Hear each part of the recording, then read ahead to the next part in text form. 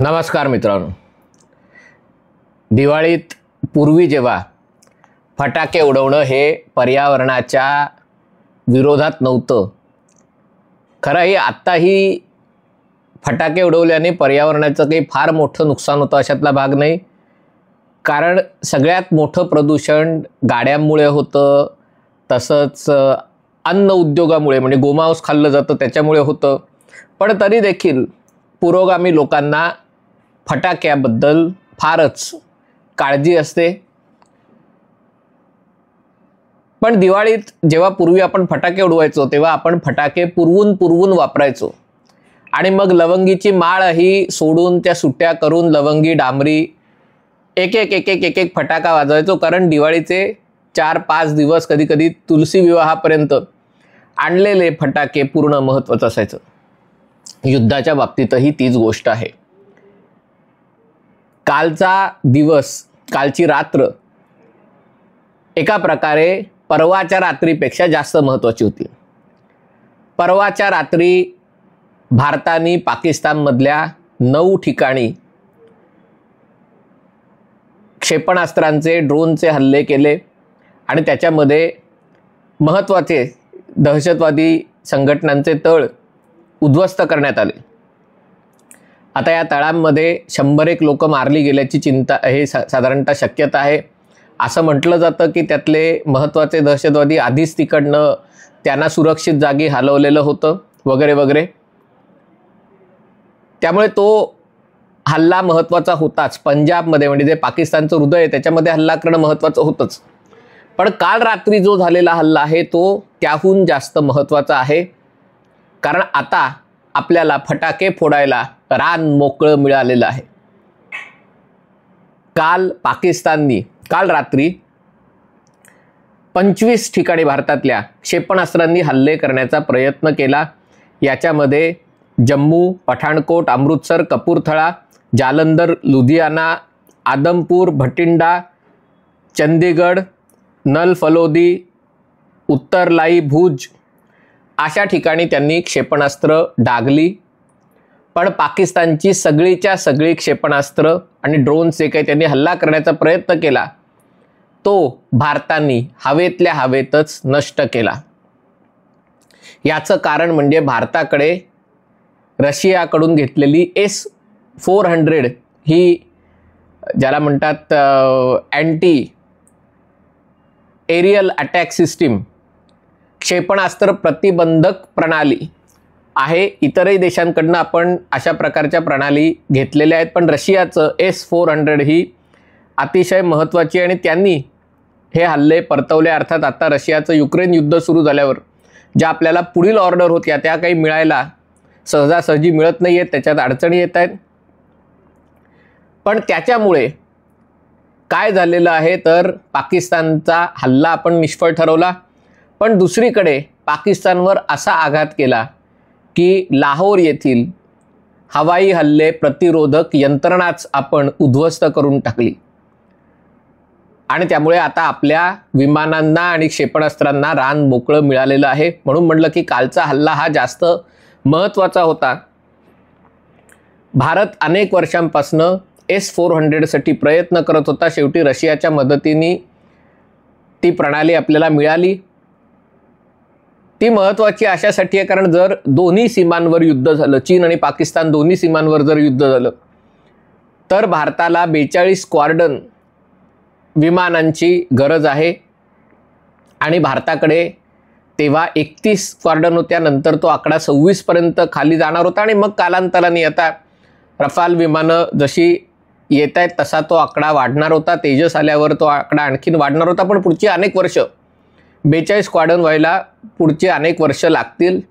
आणि त्यामुळे जर 2 सीमांवर एकाच वेळेला लढावं लागलं तर काय करायचं? कारण विमानं इकडे पुरवायची का तिकडे पुरवायची? आणि त्याच्यासाठी म्हणून S-400 प्रणाली आपल्याला हवी होती.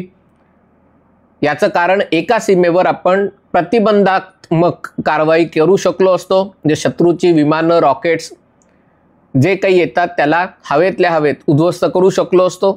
आणि दुसऱ्या सीमेवर आपण आपल्या विमानांनी हल्ला करून शत्रूचं मनोधैर्य खच्ची करू शकलो असतो. पाकिस्ताननी जेव्हा भारतावर क्षेपणास्त्रांचा हल्ला करण्याचा प्रयत्न केला तेव्हा आपल्या या क्षेपणास्त्र विरोधी यंत्रणा कार्यरत झाली आणि तिने ही पाकिस्तानची सगळी क्षेपणास्त्र हवेतल्या हवेत उद्ध्वस्त करून टाकली. आपल्याला आठवत असेल, इस्रायल आणि इराण यांच्यामध्ये युद्ध झालं नव्हतं, पण अशाच प्रकारची धुमश्चक्री झाली होती. इराणनी शेकडो दीर्घ पल्ल्याच्या मिसाईल्स, ड्रोन्स, प्रोजेक्टाईल्स सगळं इस्रायल विरुद्ध सोडलं होतं आणि त्यांचा त्याच्यामागे असा अंदाज होता की यातले 10% जरी क्षेपणास्त्र लक्ष्यावर आदळली तरी इस्रायलचं जबरदस्त नुकसान होईल, कारण इस्रायल हा देश छोटा आहे. आणि त्यामुळे त्यांनी शेकड्यांनी अशा प्रकारे रॉकेट्स आणि मिसाईल सोडल्या होत्या. पण तेव्हा केवळ इस्रायलच नाही तर इस्रायलचे अरब देशातले मित्रराष्ट्र म्हणजे याच्यामध्ये सौदी अरेबिया, जॉर्डन, अमेरिका या सगळ्यांच्या मदतीने इस्रायलची स्वतःची ॲरो आणि अमेरिकेने दिलेली थाड ही यंत्रणा आहे की त्यांनी हे जवळपास सगळेच्या सगळे प्रोजेक्टाईल्स, रॉकेट्स, मिसाईल्स हवेतल्या हवेत उद्ध्वस्त केले.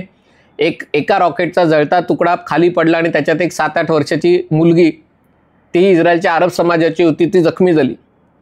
आणि त्याच्यामुळे इराणला संदेश गेला की तुम्ही हल्ले केले तर तुमचे हल्ले हवेतल्या हवेतच निष्फळ ठरवण्यात येतील. आणि त्यामुळे या क्षेपणास्त्र विरोधी किंवा विमान विरोधी यंत्रणेची गरज आहे. म्हणजे एक आहे ती म्हणजे हवेत शत्रू राष्ट्राकडनं विमानं आली की आपल्या तोफांनी त्यांच्यावर हल्ला करायचा, विमानांवर हल्ला करून कदाचित ती नष्ट करणं तांत्रिकदृष्ट्या शक्य आहे. पण जेव्हा शत्रू देश ड्रोन सोडतो, मिसाईल सोडतो, तेव्हा ती यंत्रणा ऑटोमेटेड असली पाहिजे. आपोआप रडारवरती विमानं आल्यावर त्यांच्यावर हल्ला करणं, त्यांनी क्षेपणास्त्र सोडलं तर ते क्षेपणास्त्र कुठे आदळेल हे लक्षात घेऊन ते हवेतल्या हवेत नष्ट करणं.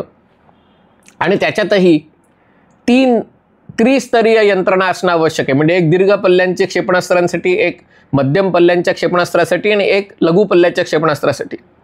म्हणजे ही कामाला नाही आली तर ती कामाला नाही आली तर ती, अशा प्रकारची यंत्रणा आवश्यक असते. आणि आपण अशाच प्रकारची यंत्रणा बनवण्यासाठी प्रयत्नशील होतो. त्याच्यात आपल्याला बऱ्यापैकी यश मिळालं होतं. पाकिस्तान जसे म्हटलं, पाकिस्तानची अर्थव्यवस्था खपाटीला गेलेली आहे आणि त्यामुळे काही झालं की आमच्याकडे अण्वस्त्र आहेत, आमच्याकडे ही मिसाईल आहे, आमच्याकडे ती मिसाईल आहे. क्षेपणास्त्र असू शकतात 2000 किलोमीटर जाणारी, 2500 किलोमीटर जाणारी, 500 किलोमीटर जाणारी. पण ती क्षेपणास्त्र जर हवेतल्या हवेत नष्ट केली जात असतील तर त्याचा उपयोग काय करणे. एक क्षेपणास्त्र खूप महाग असतं आणि त्यामुळे क्षेपणास्त्र विरोधी यंत्रणा प्रणाली असणं आवश्यक असतं.